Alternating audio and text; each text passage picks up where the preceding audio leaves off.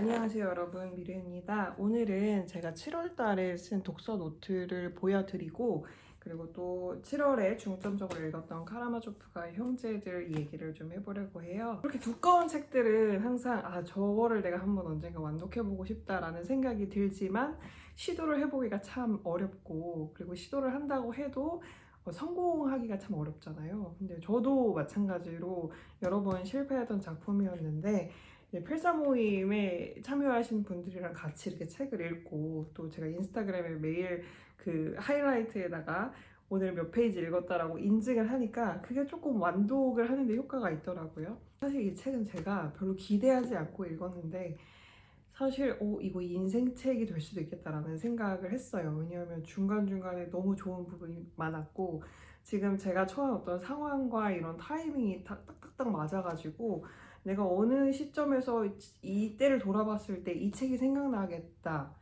라고 생각을 했습니다. 8월에는 카라마조프 읽기 3권 완독 읽기를 한 달 동안 이제 같이 진행을 할 건데, 여러분도 이 영상을 보고 관심이 생기시면 한번 신청해서 같이 읽어보면 좋을 것 같습니다. 사실 다 읽지는 못했어요. 아직 반 정도 읽었는데 2권하고 3분의 2 정도를 읽었는데, 이거는 제 생각엔 이번 주가 되기 전에 완독을 할 수 있을 것 같고, 같이 읽기를 할 때는 이제 두 번째로 같이 또 한번 읽어보는 게 목표입니다. 네. 첫 번째로 1권을 딱 펼치시면 작가로부터라는 이제 서문이 한 2장 정도에 걸쳐서 나옵니다. 그래서 이 작가는 도스토예프스키 자신은 아니고요. 이 소설의 화자인 것 같아요. 그래서 이 소설의 화자가 아마 제가 기억하기로는, 틀리면 정정해 주세요. 제가 기억하기로는 수도원에서 알렉세이라는 인물을 이제 지켜보고 그 주변에서 일어나는 어떤 일련의 에피소드들을 자기가 이제 자료처럼 이렇게 모아서 쓴 것 같아요. 그래서 처음에 서문에서 얘기할 때 나는 알렉세이는 이제 카라마조프가의 형제들 중에 이제 셋째인데, 막내인데, 그 셋째를 나는 주인공으로 내세웠음을 이제 미리 얘기하고 있고, 그리고 이 알렉세이라는 인물이 결코 훌륭해서 굉장히 본받을 점이 많아서 그래서 내가 주인공으로 내세운 게 아니다. 오히려 좀 이상하고 괴짜스럽지만 오히려 그것이 이 소설의 포인트일 수 있다라는 거를 미리 이제 화자가 이야기를 하고 있고, 그리고 조금 노골적으로 내가 왜 이 사람을 알렉세이라는 인물을 주인공인 메인 캐릭터로 내세웠는지는 여러분이 한번 판단해 봐라 라고 이제 약간 낚싯밥을 던지고 있습니다. 그래서 그런 구절이 있어요.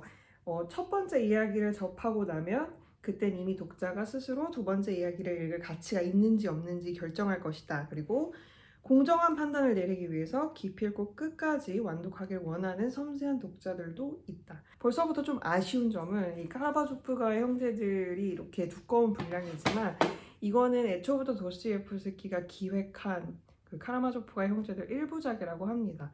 아마 그 형제들의 약간 청년 시절을 다루려고 했고, 2부에서는 그 이후의 이야기를 또 다룰 예정이었는데 아마 그 전에 사망을 한 것으로, 그래서 이제 여기까지 남아 있는데요. 아무튼 그렇게 작가로서 긴 분량의 이야기를 쓸 때 조금 조바심이 들 수도 있었을 것 같아요.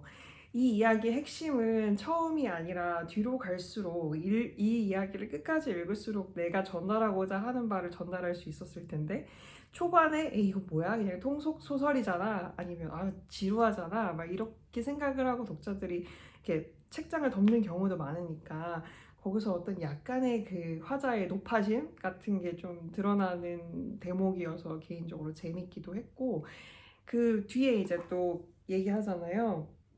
공정한 판단을 내리기 위해서 기필코 끝까지 읽는 완독하는 독자들도 있다. 그러니까 이걸 딱 읽고 나니까 그래, 기필코 완독을 해야겠다 이런 생각도 하게 됐어요. 그래서 제가 앞에서 말씀드렸던 것처럼 1권의 앞부분을 조금 잘 이렇게 그 인내심 있게 책장을 넘기고 나면 정말 1권의 마지막 부분에서는 충분히 이 책을 내가 내 인생에서 읽을 가치가 정말 있다라고 느끼고, 2권에서는 그것뿐만이 아니라 어떤 재미도 느낄 수가 있게 됩니다. 그리고 이제 이 카라마조프가 형제의 어떤 이 집안의 역사가 1부에서 서술이 됩니다. 저는 이 부분에서 좀 천천히 읽으시길 권유드려요. 우리가 보통은 좀 속독에 익숙해져 있는 것 같아요. 근데 이렇게 방대한 분량의 책을 읽을 때 처음에는 그 인물 하나하나가 어떤 사람인지 이게 보여주는 게 아니라 우리가 읽어야 되잖아요. 그러니까 아주 세세하게 읽어서 이 사람들이 어떤 사람들이고 어떤 히스토리나 어떤 그 캐릭터인지를 좀 면밀히 분석을 하면서 읽을 필요도 있는 것 같아요. 아니면 여러분들의 페이스대로 빨리 속독을 막 하고 어느 정도 이제 그 얼개가 이렇게 짜여질 거 아니에요? 캐릭터가 이 세 사람이 이런 사람이고 왜 타지에 갔다가 고향으로 다 돌아왔고 각각 어떤 성격을 가지고 있고 대충 그 얼개가 이렇게 머릿속에 그려지잖아요. 그 상태에서 다시 한번 앞부분을 이렇게 좀 정독을 해보는 그런 방법도 저는 추천을 드립니다.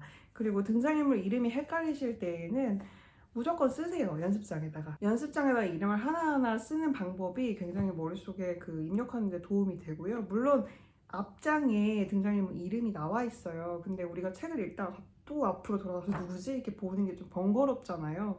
그래서 차라리 저는 여러분들이 직접 쓰면서 머리에 한번 입력하고 그 쓴 거 포스트잇 같은 거나 연습장을 책상 옆에다 이렇게 두고 내가 쓴 거를 이제 이 사람이 누구지? 한 거를 내가 쓴 거를 보고 참고를 하시는 방법을 추천을 드리고, 그리고 풀네임을 다 외우실 필요는 없어요. 저는 그 앞에 이름만, 성 말고 이름만 이제 동그라미를 항상 치거든요. 이름이 나오면.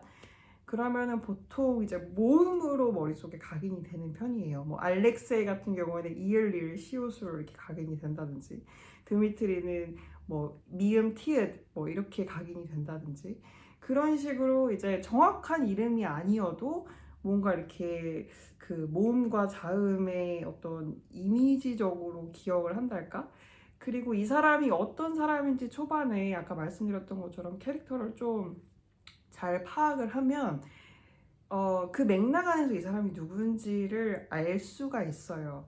그러니까 다 성격이 다르기 때문에, 그리고 그 스토리 에피소드마다 등장하는 인물이 딱딱딱 있기 때문에 그것만 잘 파악하면 이름이 갑자기 헷갈려도 얘는 얘구나 라고 예상을 할 수가 있게 됩니다. 그래서 등장인물 이름을 잘 외우는 방법은 세 가지 미리 써놓으시거나, 아니면 저처럼 모음 위주로 자음 위주로 외우시거나, 아니면 이야기 내에서 이 사람이 어떤 사람인지를 좀 우리가 실제 인물 기억하듯이 그렇게 기억을 하는 방법, 그렇게 있습니다. 스토리면에서 이 카라마조프가 형제들 얘기를 하자면 큰 골조는 이제 아빠, 그 다음에 세 아들, 이 카라마조프가의 어떤 그 부자 4명이 타지에 갔다가 고향에서 4명이 갑자기 그 절묘한 타이밍에 넷이 다 만나게 되는 거예요. 일단 이 세 형제의 아버지인 표도르 파블로비치 카라마조프가 있습니다. 이 사람은 이제 그냥 표도르로 생각하세요. 표도르. 이 사람은 굉장히 재밌는 사람이에요. 그러니까 소설에서 봤을 때는, 실제로 이 사람을 본다면 정말 저것도 인간인가 싶을 만큼의 굉장히 탐욕스럽고 여자 밝히고 돈 좋아하고 술 많이 먹고 사람들 앞에서 이제 허풍심하고 막 광대짓하고 자기가 뭔가 잘못을 저질러 놓고도 막 되게 뻔뻔하고 막 이런 사람이에요. 그래서 이 표도르는 결혼을 2번을 합니다. 그래서 첫 번째 아내와 결혼해서 낳은 아들이 첫째 드미트리고, 2번째 아내와 결혼해서 낳은 아들 2명이 이제 이반과 알렉세이입니다. 근데 이게 참 재밌어요. 이게 그 드미트리와 그 다음에 이반과 알렉세이, 이 사람은 이제 아빠는 같은데 엄마는 다르죠. 성향이 근데 셋 다 다른데 이 다른 성향을 보는 것도 되게 재밌어요. 우리가 참을 수 없는 존재의 가벼움이라는 책을 읽을 때 가장 많이 하는 그 독서 토론 방식 뭐 이런 게, 내가 어떤 인물에게 감정이입을 할 것이냐, 어떤 캐릭터의 연애 방식이 나의 연애 방식과 가까운지 막 이런 거를 비교해보는 재미가 있었잖아요. 근데 이 카라마조프가 형제들 또한 나는 이 세 형제 중에 어떤 사람에 가까운지를 한번 생각해보면서 감정이입하면서 읽어보는 재미가 있을 것 같아요. 드미트리 같은 경우에는 엄마가 일찍 돌아가셨고, 그러면 이제 표도르가 아빠가 애를 좀 봐야 되는데 아이의 존재를 아예 잊습니다. 친척이 키우기도 하고 막 여기저기 떠돌아다녀요. 그러니까 양육자라고 할 만한, 아버지가 아니어도 양육자라고 할 만한 사람이 없이 그냥 되는 대로 이 집 저 집 떠돌아다니다가 뭐 제대로 된 교육을 받지도 못했고, 그리고 뭐 김나지움에 들어갔지만 결국에 중퇴했고, 군사학교에 들어갔지만 결국에는 거기서도 뭔가 이렇게 잘 안 돼서 방탕을 일삼다가 이제 돈이 필요하니까 그제서야 이제 성인이 됐을 때 아빠라는 존재를 그때서야 알게 돼가지고 찔끔찔끔씩 이제 돈을 탔습니다. 그래서 찔끔찔끔 아빠한테 돈을 탔으면서 우리 아빠가 돈이 많구나 라는 거를 알게 된 이후에 자기가 이제 본격적으로 빚이 좀 쌓였으니까 내가 우리 아빠한테 여태까지 아빠 구실도 못하는데 아빠에게 돈을 좀 많이 땡겨보자 라고 했는데 이제 막상 아빠가 너에게 줄 돈은 이미 다 줬다. 너는 오히려 나한테 돈을 줘야 된다. 이렇게 나옵니다. 그러니까 이제 거기서부터 어떤 둘 사이에 재산 분배 갈등이 시작되고 그것이 이 스토리를 이끌어가는 어떤 뼈대 같은 게 되죠. 그리고 이반과 알렉세이 같은 경우에는 조금 다른 그 유년 시절을 거쳐요. 그러니까 드미트리와 이 두 형제의 다른 점이 있다면 제대로 된 양육자가 이 둘에게는 있었다는 거예요. 그래서 이 둘의 엄마가 소피아라는 인물인데 그 소피아라는 인물도 이 두 아이를 낳고 일찍 죽습니다. 역시 그 표도르는 이 두 아들을 내팽개치다시피 하죠. 그래서 역시 하인인 그리고리라는 인물이 이 두 아들을 이제 좀 이렇게 잘 키우는데, 그러던 어느 날 이 두 아들의 엄마인 소피아, 이 소피아를 돌봐주는, 이 소피아도 거의 고아였거든요. 이 소피아를 돌봐주던 어떤 장군 부인이 있었어요. 그 장군 부인이 이 집에 와서 보니까 이 자기가 그 딸처럼 수양딸처럼 키우던 소피아가 낳은 아들들이 정말 이렇게 돈 많은 집에서 거지처럼 막 이렇게 자라고 있으니까 너무 열이 받아가지고 표도르를 만나자마자, 그 책의 구절이 나와요. 표도르를 만나자마자 뺨을 막 후려갈기고, 정확히 이렇게 나옵니다. 머리끄댕이를 잡아서 위아래로 3번을 흔들었다. 이런 묘사가 나옵니다. 굉장히 대찬 부인이죠. 그래서 이제 방에 딱 들어가서 이 두 아이들을 본 다음에 이 두 아이를 돌봤던 그레고리, 약간 죄 없는 그레고리, 그 그레고리의 뺨도 이렇게 갈긴 다음에 데려갑니다. 둘을 데려가서 무심하게 키우지만 되게 잘 돌봐줬던 것 같아요. 이 아이들에게 유산으로 교육비 정도를 남겨주고 1,000루블을 남겨주면서 얘네들 교육비에 써달라라고 하고, 그 이후에 그 장군 부인의 상속자였던 어떤 또 사람이 있는데 그 사람도 굉장히 올바른 사람이었어요. 그 사람들도 이 두 아이에게 남겨진 그 교육비를 슈킹하거나 뭐 자기가 막 쓰지 않고 잘 뒀다가 이자까지 2배로 이렇게 불릴 정도로 잘 이렇게 걷어줬던, 그래서 좀 드미트리에 비해서는 상대적으로 안정적으로 살았던 두 형제였습니다. 이 두 형제도 굉장히 성격이 달라요. 나이 차이가 얼만큼 나는지는 잘 모르겠지만 아무튼 알렉세이가 그 형을 조금 어려워한다는 느낌을 저는 좀 받았거든요. 이반 같은 경우에는 조금 염세주의자라고 해야 될까? 철이 좀 빨리 든 아이 있잖아요. 그래서 그 책에 나오기로는 10살 때부터 자기가 뭔가 이렇게 남의 집에 얹혀 사는 신세구나, 내가 남한테 이렇게 빚지면서 사는구나, 이런 거를 명민하게 캐치할 정도로 굉장히 영리한 아이고 공부도 굉장히 잘합니다. 어쩌면은 내가 이렇게 남에게 뭔가 폐를 끼치고 빚을 지고 있으니까 뭔가 밉보이지 말아야겠다, 그런 자존심 때문에 공부를 진짜 열심히 했을 수도 있겠죠. 이건 그냥 저의 생각이지만. 그래서 형 드미트리가 김나지움을 중퇴한 거에 비해서 이 이반은 13살 때 김나지움에 들어가서 정말 천재 소리도 듣고, 나중에는 어쩌다가 이제 학비, 교육비 이런 걸 받는 게 조금 서류 절차상 막 이렇게 지연이 되니까 학교를 그만둘 수 없으니까 스스로 막 생활비도 법니다. 나가서 과외도 하고 그리고 신문사에다가 어떤 칼럼을 막 쓰기도 하는데 거기에다가 이제 교회 재판에 관한 칼럼 같은 거를 써서 그 칼럼이 너무나도 창의적이고 신박해서 종교가 없는 사람들조차도 막 다 주목할 정도로 굉장한 주목을 받습니다. 그 막내 알로샤 같은 경우에는 제가 느끼기로는 그랬어요. 왜 그런 사람들 있잖아요. 그냥 가만히 있는데 그냥 친해지고 싶은 사람? 저 사람은 그냥 좋은 사람? 그냥 호감이 가는 사람? 그러니까 그 사람이 뭔가 행동을 막 예쁘게 하거나 뭐 남한테 잘 보이려고 하거나 뭐 이런 것도 아닌데 괜히 마음이 가고 사람들을 막 이렇게 이끄는 아우라 매력이 있는 사람들이 있잖아요.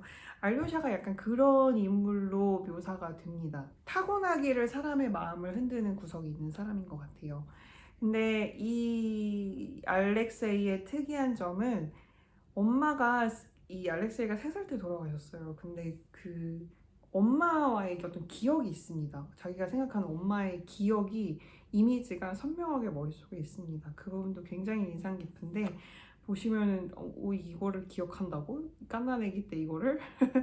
이런 생각이 드는데 아무튼 알렉세이가 고향으로 다시 돌아와서 엄마 무덤에 가보고 싶다. 그래서 엄마 무덤에 갔다 온 다음에 왜인지는 모르겠지만 자기는 이제 수도원에 들어가겠다라고 결심을 하게 되죠. 그래서 이제 초반에 1권에서 중요한 인물로 조시마 장로가 나오는데 이 조시마 장로는 이 알렉세이와 아주 특별한 사제 관계이기도 합니다. 이 수도원에서 벌어지는 일들도 이 이야기에서 굉장히 중요하고 굉장히 재미있습니다. 그래서 여기까지 집안 이야기가 이렇게 역사가 나온 다음에 그 이후에는 이제 그 아버지 표도르가 재산 분배 문제 때문에 그 드미트리와 계속 소가리를 하고 있잖아요. 서로 갈등을 빚고.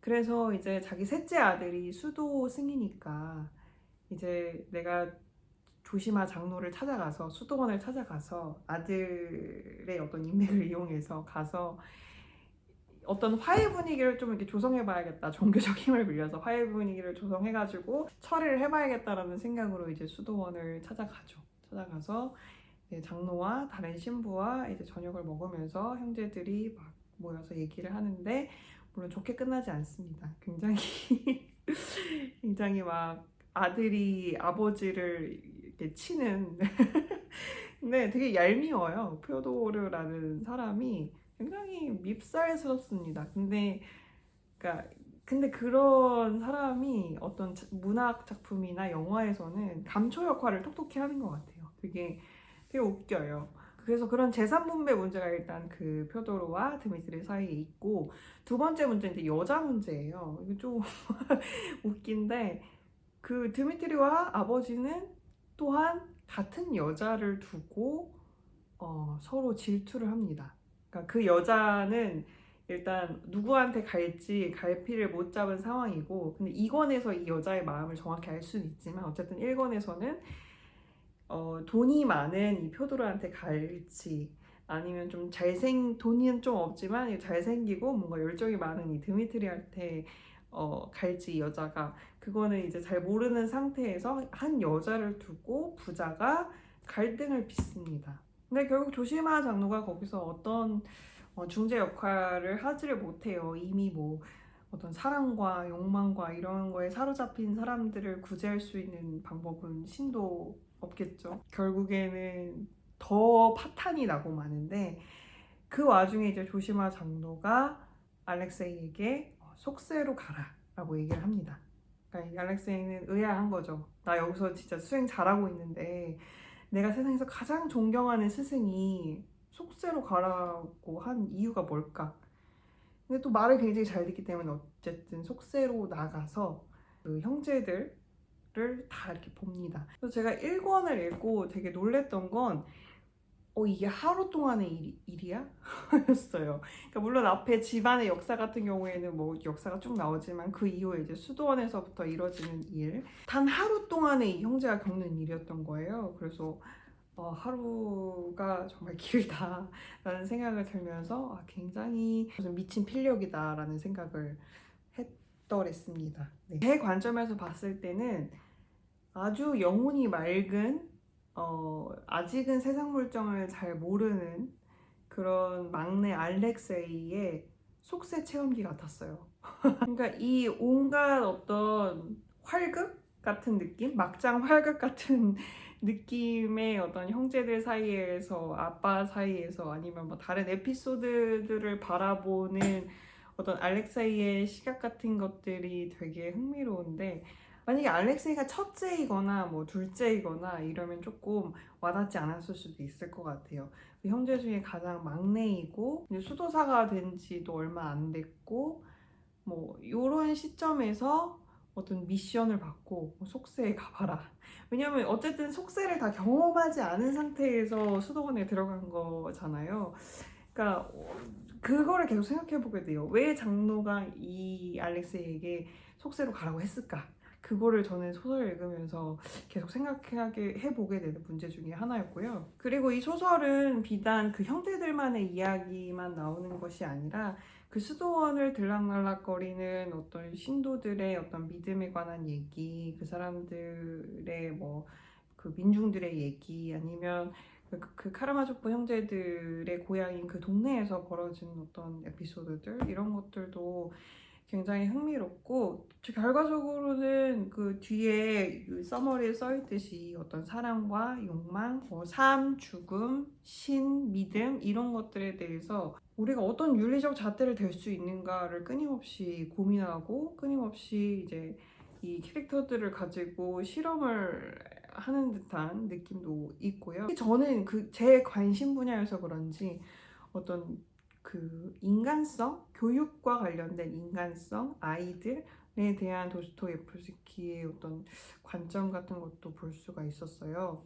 그래서 알렉세이가 이제 숙소로 나와가지고 형 드미트리가 이렇게 속된 말로 싸지른 똥을 이렇게 수습하고 다니는 그런 대목 중에 이제 니콜라이 일리치 스네기료프 라는 사람과 그의 아들에 관한 에피소드가 나오는데 되게 눈물 났어요. 그 부분은 진짜로 되게 눈물 났고, 그 부분에서 이제 조시마 장로 얘기를 할 때 그 수도원을 찾는 사람들 이야기가 나오거든요. 거기서 이제 어떤 부인이 자기 안에 어떤 신에 대한 믿음이 없어서 어떡하지? 라는 고민을 이제 장로한테 털어놓는 부분이 있어요. 그래서 자기가 이제 예를 드는데, 자기 부인이 아는 어떤 의사가 있지만 그 의사에게는 인류애가 엄청나게 넘쳐 흐르지만 인류 전체를 더 많이 사랑하면 사랑할수록 개별적인 사람들, 개인은 점점 덜 사랑하게 된다. 이런 구절이 있었어요. 되게 재밌는 비유가 있는데 어떤 때에는 정말로 사람들을 위해서 십자가를 짊어질 정도로 그런 각오가 돼 있지만, 그런 각오가 있는 동시에 또 이틀 동안 누구와 한 방에서는 지낼 수 없다.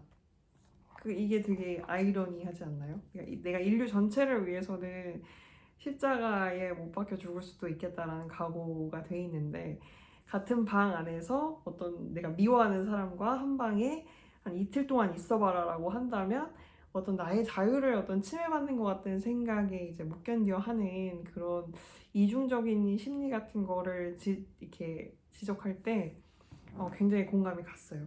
그래서 아마 이것도 조시마 장로가 속세에 한번 가봐라라고 권유했던 이유가 아니었을까. 그 옛날에 그 교황이 어느 그 짤에서 어떤 중국 사람인가 이렇게 손을 팍 잡았는데 이렇게 팍 뿌리치는 장면이 한때 이렇게 막 화제가 됐던 때가 있었잖아요. 그러니까 별개의 문제라는 생각이 들기도 해요. 그 똑같은 사랑인데 인류애와 어떤 개별적인 존재 하나하나 모두를 사랑하는 것은 다른 건가? 이런 것도 되게 흥미로운 지점이었고, 제가 이거는 이제 다 읽어보진 않았지만 앞에 이제 조시마 장로의 죽음 이런 걸로 시작이 됩니다. 그래서 조시마 장로의 어떤 어린 시절 이야기, 그리고 알렉세이를 향한 어떤 특별한 감정, 이런 것들이 나오는데 굉장해요. 저는 이 권의 앞부분을 여태까지는 가장 저의 베스트로 꼽고 싶고, 그거 지나고 나서 이제 좀 드미트리 이야기가 좀 많이 나오는데, 드미트리 얘기도 굉장히 재미있습니다. 드미트리가 이제 돈이 필요해서 돈 꾸러 다니는 그런 부분을 읽고 있는데 되게 웃겨요. 그리고 카라마조프가 형제들 또한 굉장히 그 필사할 내용이 많지만 저는 이렇게 전에 보여드린 것처럼 이렇게 5칸으로 해서 그냥 이 칸 한 해 안에 채워질 정도만 필사를 해요. 그러니까 그 독서노트를 쓰면 쓸수록 내가 이걸 다 기억해야겠다는 어떤 욕심을 내려놓게 되는 것 같아요. 어차피 다 기억할 수는 없고 그러느니 내가 정말로 좋아하는 거 한두 개만 기억해도 충분히 독서노트를 쓸 가치가 있다. 너 까라마조프가 형제들 읽었을 때 뭐가 인상 깊었어? 어떤 문장이 인상 깊었어? 그랬을 때 한두 문장 정도 말할 수 있으면 되잖아요. 그러니까 그 정도면 저는 좋을 것 같아요. 그래서 너무 욕심내지 마시고 이렇게 하시고 너무 좋을 때는 뭐 한 페이지, 2페이지 하셔도 좋고 근데 이제 부담을 느끼신 분들은 저처럼 하시면 좋겠다. 제가 필사한 구절은 이런 구절입니다. 인간의 영혼에게 너무 많은 것을 요구하면 안 되는 법이야. 좀 더 자비로워야 한다고. 이런 문장은 두고두고 저 자신에게 해줄 수 있는 얘기인 것 같아요. 그러니까 우리 살면서 뭔가 이것도 해야 되고 저것도 해야 되고 막 이렇게 압박이 올 때 그래 인간의 도스토옙스키가 말했지 인간의 영혼에게 너무 많은 것을 요구하면 안 된다 자비로워야 된다 뭐 이렇게 한번 되새기기도 하고 그리고 480쪽 같은 경우에는 내 생각에는 서로 가까워지는 데는 이별을 앞에 둔 시점이 제일 좋은 것 같아 라는 문장도 굉장히 공감이 갔어요. 그러니까 이게 입안의 대사인데 사람과 사람 사이에는 어느 정도 거리를 유지할 때 조금 애틋하고 아쉽잖아요. 그래서 그때 이별할 때 그 애틋한 감정이 서로를 이제 가까워지게 만드는 이런 거는 정말 인간관계에서 유용하게 쓸 수 있는 문장인 것 같고 그 아까 제가 말했던 니콜라이와 그 아들의 에피소드 그 에피소드 같은 경우에는 이제 아빠가 아들을 어떻게 생각하는지에 대한 어떤 그 절절함이 나와 있거든요. 그거는 정말 슬펐어요. 그래서 그냥 슬프기도 하고 너무 그 사랑이 아름답기도 하고 이래가지고 그거는 좀 이렇게 길게 적었고 이 권에서는 이런 문장이 있습니다. 형님이 나한테 자기 대신 살아달라고 했던 것을 회상한 일은 한두 번이 아니었으며 그때마다 눈물이 흐르더군요. 그래서 형이 자 이제 나가서 놀아라 나 대신 살아주렴 이런 말을 했었거든요. 이건 이제 조시마 장로가 자기 형에 대한 이야기를 하는 거예요. 형이 어렸을 때 병으로 일찍 세상을 떠났는데 그 형의 죽음도 굉장히 인상적이었어요. 그 형이 근데 이제 슬퍼하고 있는 동생에게 슬퍼하지 말고 나가 놀아라. 놀아서 나 대신 살아라. 이렇게 얘기하는 장면이 있는데 이 조시마 장로가 평생 동안 그 장면을 계속 떠올렸다는 거예요.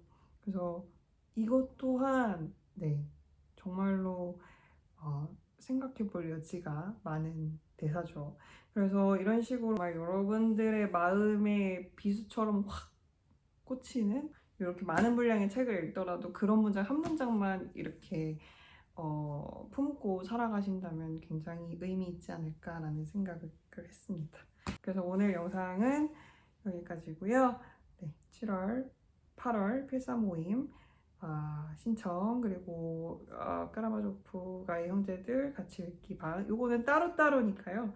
따로따로 신청하시고 2개 다 같이 신청하셔도 괜찮습니다. 그거는 이제 자세한 내용은 신청서에 써 있으니까 요 더보기란의 링크를 한번 확인하시면 좋을 것 같아요. 그럼 오늘 영상도 봐주셔서 감사하고 다음 영상에서 뵐 수 있으면 뵙겠습니다. 제가 이제 만삭이라 영상을 또 올릴 수 있을지 모르겠네요.